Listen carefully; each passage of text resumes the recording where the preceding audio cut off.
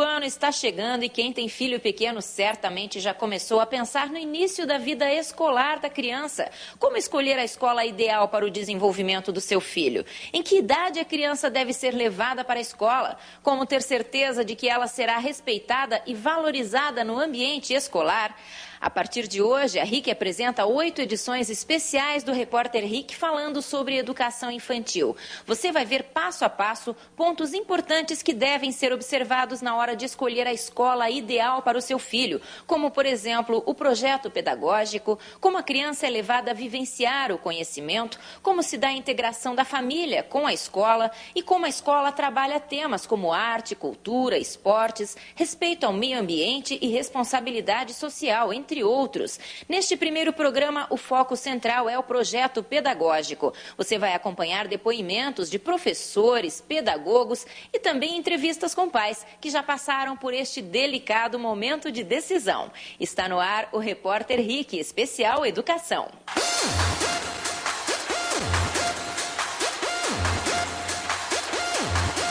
Aqui é perto da minha casa, tem uma amiga aqui já. É conveniado com a escolinha que eu estudava.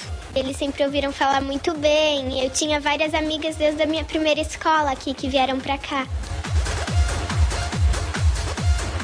Interessante. Porque a maioria dos meus amigos veio pra cá, é perto da minha casa. Os professores são legais e meus amigos. Desde a primeira série, eu vim com todos os meus amigos, porque todos os meus amigos vinham. E foi muito interessante conhecer uma escola nova, com um monte de atividades, um monte de aluno mais velho. E foi, meus pais gostaram que quando eu mudei pra cá, eu amadureci um pouquinho. A escola que minha mãe achou mais legal e eu também gostei dessa escola quando eu vim visitar com meu pai. Meus pais me colocaram aqui pra conhecer novas crianças. Minha mãe, ela sempre ouviu bem daqui, ela sempre gostou muito daqui, é perto da minha casa. Escolher a escola do filho é uma tarefa árdua para muitos pais. Luciane e Rossano contam que pesquisaram muito e analisaram várias possibilidades no ano passado, quando o filho se preparava para entrar no ensino fundamental e sair do aconchego da escolinha infantil. Mesmo assim, não acertaram na primeira escolha. Optaram por uma escola perto de casa, mas a criança não se adaptou. Ele começou a encarar o estudo como sendo um fardo, algo muito chato, porque era muita lição, os livros eram muito maçantes. O casal não esperou muito tempo e mudou a criança de escola. Agora, segundo eles, estudar é um prazer e um desafio gostoso para o filho. A criança aprende brincando, que eu acho muito positivo, e ele deixou de ser um fardo para ser um prazer estudar. Então, eu diria para você assim, que em 2 semanas aqui, ele evoluiu o que ele evoluiu, não evoluiu em 4 meses no outro colégio. Ele ficou mais calmo. Ele chegava da escola, os pais têm que ajudar a fazer a lição de casa. E você via que o negócio não desenvolvia. Você ficava meia hora, 1 hora em cima de uma lição e não andava. Vindo para cá, para o positivo, você vê que ele ficou mais calmo, conseguiu se concentrar mais na aula. Uma evolução grande em pouco tempo. A escolha dos pais deve levar em conta o projeto pedagógico da escola. Mas como saber se a proposta é a melhor para o desenvolvimento do seu filho? O projeto ou proposta pedagógica é o resumo das diretrizes, dos princípios e das prioridades estabelecidas pela equipe escolar. O objetivo deve estar voltado para o desenvolvimento da aprendizagem dos alunos e também para a melhora contínua do desempenho da escola. O projeto deve ser elaborado a partir de informações da comunidade e dos que convivem diretamente no ambiente escolar, como professores, funcionários e estudantes, levando em conta as potencialidades, necessidades e limitações de cada um. De maneira geral, todo o projeto pedagógico deve conter as competências e habilidades que os alunos precisam desenvolver, os materiais e procedimentos a serem utilizados, a organização do tempo e os projetos a serem desenvolvidos. A escola ela existe em primeiro lugar para o aluno, né? Ele é que vai ser o ser atuante no que já é no hoje e vai ser no amanhã. Então, eu acho que você tem que pensar no aluno em todos os seus contextos, né? Social, emocional, intelectual, físico. E isso tudo é muito, muito sério. Eu acho que requer bastante leitura, muita discussão, reflexão, para você trazer para esse aluno o que há de melhor, para você poder transformar na prática realmente a sociedade para uma sociedade cada vez melhor, mais humana, mais sábia. A evolução da pedagogia mostra que a proposta das escolas está sempre em discussão, em aperfeiçoamento. A escola tradicional, que foi difundida a partir do pensamento iluminista do século XVIII, visava a transmissão do conhecimento, tendo o professor como centro dessa transmissão.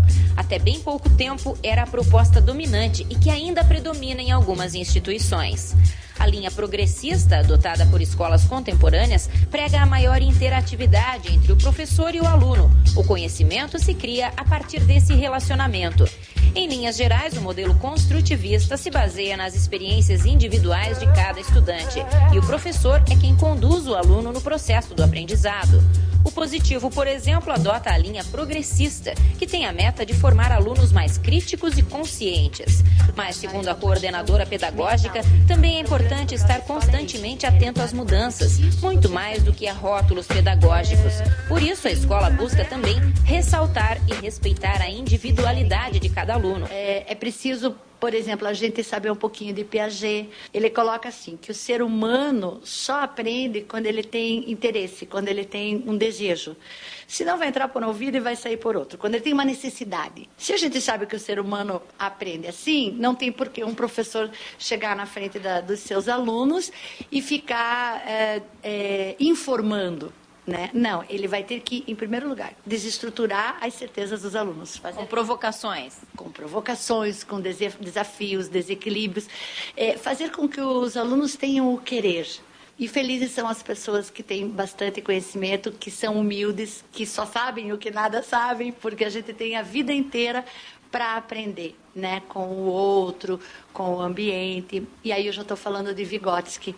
O Vygotsky é um outro pensador que nos faz refletir que sozinhos não aprendemos nada, e sim na interação com o outro, com as experiências de vida, né? Então não tem como a escola, quando faz essa leitura e essa reflexão, deixar de oportunizar aos seus alunos passeios, laboratórios, entrevistas, pesquisas em livros variados, né? Às vezes se prender só a um livro didático é muito pouco, ele é um caminho que está te apontando novos horizontes, você tem que fazer uma leitura múltipla. Existe também a questão da afetividade, do vínculo, né? O Vallon, ele coloca o todo do ser humano, o cognitivo, a parte motora e a parte emocional. E ele tem uma frase que diz assim: cada um de nós é um ser único, porém cada um de nós é mais de um internamente. Então, ninguém sabe mais do que ninguém. As experiências de vida é que diferem. Então, isso a gente desenvolve bastante na escola. A importância do coletivo, do outro e do individual nesse coletivo, né? Porque nós temos muito a dar também. E como se dá a aplicação da proposta pedagógica na prática do ensino, no dia a dia da sala de aula? Este é o assunto do nosso próximo bloco. Você vai acompanhar depoimentos de professores e estudantes sobre como o ensino e o aprendizado podem ser empolgantes e enriquecedores. Até já!